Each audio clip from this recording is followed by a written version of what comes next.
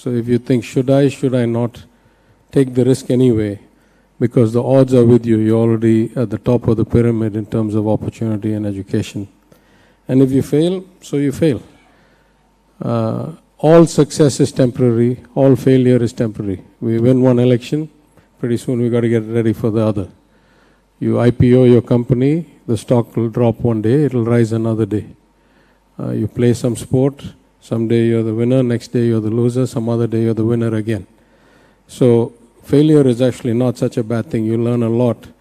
And your circumstances are so good. As I said, I was running a big team of almost 400 people when Lehman went bankrupt in 2008. I was in Mumbai. It was not in my control. But I said to many of them then, I'm experiencing this when I'm 42. I know I'll get through this and be better.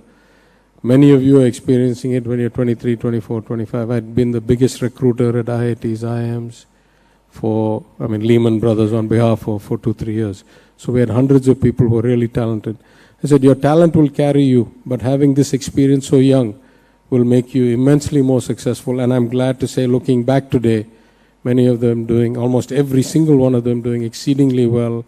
Startup founders in India, big hedge funds in New York, in London, asset managers, regulators, doing brilliantly well. So failure is not something to be worried about. It teaches you, if you have the capacity, you have the talent, you can get through it and get better. Have fun. You only live once. When I became a minister, there was many of my former institutions asked me to attend some kind of felicitations or valedictory functions.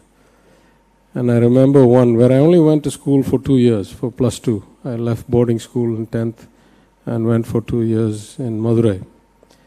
And a colleague of mine, a friend of mine, he was junior, who's now very successful. He recently sold his company to Verizon, made lots of money. He's been in the tech space for a long time. He was a former Apple employee in the US. And he said, you know, the thing I liked about Tyaga, all the teachers and the parents said, oh, be careful, the guy parties hard. He's always kind of bunking and doing other things. But what I liked about him, he said, he played hard and he worked harder. So he always got good results. So as long as you work harder, party hard. Right? Never lose compassion or empathy. Part of the problem with success is it starts making you believe that you're somehow special, that you have earned it uniquely, and therefore you should not worry about others. In fact, it's completely wrong. The number of variables in your control are so few.